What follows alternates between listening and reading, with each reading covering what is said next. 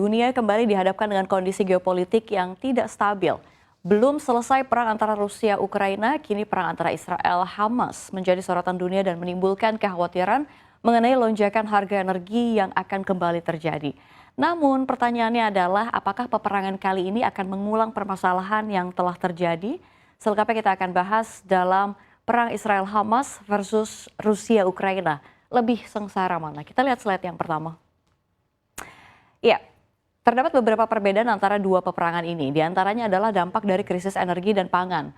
Situasi makro yang berbeda hingga ancaman meluasnya perang. Yang pertama, kita bahas perang Rusia-Ukraina dulu.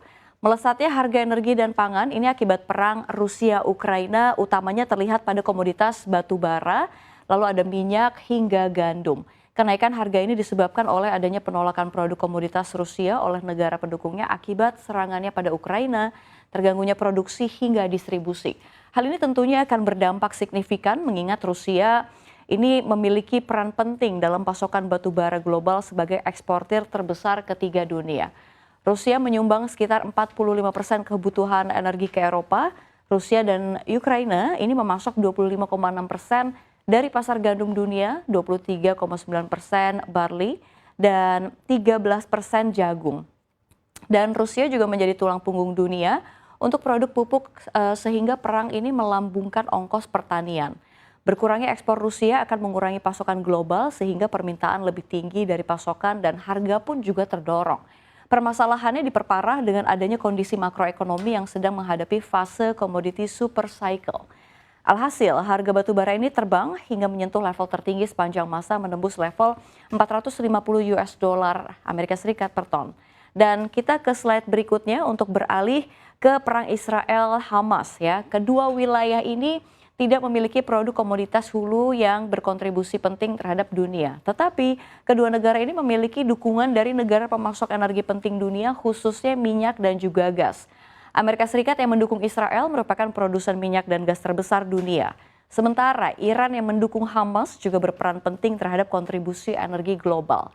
Masalah ini dapat mengancam pasar keuangan lebih luas sebab konflik yang berada di Timur Tengah ini merupakan wilayah penting untuk sumber energi khususnya minyak dan gas.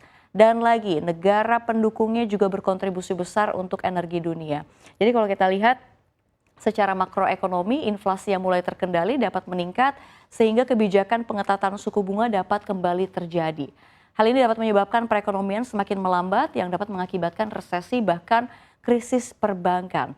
Nah, kalau dari segi perekonomian, Israel ini dipimpin oleh sektor teknologi tinggi yang berorientasi ekspor dan semangat inovasi dengan peralatan berteknologi tinggi dan berlian potong sebagai ekspor utama. Jadi Israel sendiri termasuk 10 negara eksportir senjata terbesar dunia. Keberhasilan serangan Israel dapat memberi daya tarik negara lain khususnya dari kekuatan senjata yang dimiliki Israel. Hal tersebut memungkinkan permintaan senjata Israel ini akan mengalami kenaikan. Ini kalau misalkan kita lihat ya, ada Amerika Serikat 40%, lalu ada Rusia 16%, Prancis 11% dan negara lain-lainnya 9,4%. Nah, dengan adanya perang Israel versus Hamas ini ada beberapa saham yang bisa melesat. Kita lihat slide berikutnya. Ya, ini kalau kita lihat seperti yang kita lihat di slide yang berikut ini begitu ya, terlihat memang pada hari Senin dan juga Selasa kemarin harga minyak telah bereaksi terhadap konflik ini. Harga minyak mentah WTI dan juga Brent mengalami kenaikan yang signifikan. Jadi pada perdagangan Senin misalnya kalau kita lihat ada minyak WTI begitu ya, ini ditutup melesat 4,34% ke posisi 86,38 US dollar per barrel. Begitu juga dengan Brent ditutup melejit 4,22% ke posisi 88,15 US dollar per barrel. Nah, kalau kita lihat ke beberapa kinerja saham migas di RI begitu ya. Kalau kita lihat ada saham PT Medco, kalau kita lihat ada juga yang melambung begitu ya 9,67% pada Senin kemarin. Kemudian saham Apexindo Pratama atau Apex yang terbang 24,53%, lalu Elnusa atau Elsa begitu ya naik 4,10%. Dan kalau kita lihat berikutnya AKR Corporindo atau Akra ini terapresiasi 4,93% pada hari yang sama.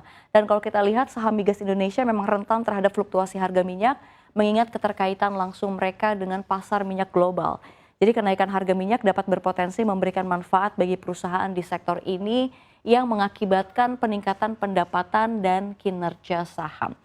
Nah, tadi kita udah bahas saham-saham apa aja yang terbang saat konflik ini terjadi. Tapi kalau instrumen investasi yang dapat mendulang cuan banyak, apa saja sih? Kira-kira kita bahas slide berikutnya. Ya, ini kalau kita lihat, memang yang pertama ada saham migas. Jadi seperti yang sudah kita ulas di slide sebelumnya ya, meningkatnya harga minyak dunia tentu akan menjadi sentimen positif bagi saham-saham di industri migas. Jadi namun Sobat Cuan juga perlu tahu nih bahwa saham-saham ini merupakan saham yang memiliki bisnis cyclical. Jadi ketika harga minyak mengalami penurunan, maka akan ada potensi koreksi yang terjadi pada saham-saham migas. Lalu ada strategi trading juga jangka pendek mungkin lebih tepat untuk diaplikasikan. Namun lagi-lagi investor atau trader tentu harus memikirkan strategi profit taking dan pembatasan risiko dengan lebih matang, begitu ya kalau kita lihat. Lalu yang kedua kita lihat ada emas, ini ada aset yang kerap disebut sebagai safe haven. Memang sempat melonjak karena konflik Israel dan Hamas. Terpantau memang bahwa sejak tanggal 6 hingga 12 Oktober 2023, ini harga emas Antam mengalami kenaikan sebesar 2,7%. Namun kalau kita lihat begitu ya, Sobat Cuan ini harus tahu bahwa konflik ini juga berkontribusi pada menguatnya mata uang dolar Amerika Serikat terhadap rupiah. Dan seperti diketahui menguatnya dolar berpotensi membuat harga emas ini menjadi tertekan. Lalu kita lihat berikutnya ada surat berharga atau SBN begitu ya, salah satu penyebab menguatnya dolar negeri Paman Sam atau greenback juga disebabkan karena tingginya US Treasury. Jadi yield US Treasury ini maupun surat berharga negara atau SBB begitu ya, tenor 10 tahun ini mulai menunjukkan tanda-tanda penurunan pada 11 Oktober 2023 setelah memang berada di level tertingginya secara year to date di bulan ini. Jadi tingginya yield ini menunjukkan bahwa harga surat utang negara telah mengalami penurunan. Dan ketika yield sebuah obligasi negara berada di atas kupon imbal hasilnya, maka harga obligasi tersebut dinyatakan terdiskon. Dan yang terakhir itu adalah reksadana pendapatan tetap. Jadi penurunan harga SBN juga tentunya berdampak pada reksadana pendapatan tetap yang memiliki underlying aset SBN. Nah, jadi tentu saja ya kita harapkan memang perang antara Iran dan Hamas ini segera berakhir, mengingat sudah banyak sekali korban jiwa yang tewas dalam konflik ini. Selain itu kita juga berharap pastinya agar dampak yang ditimbulkan dari perang ini tidak mengulang lagi permasalahan yang sama saat konflik Rusia dan Ukraina.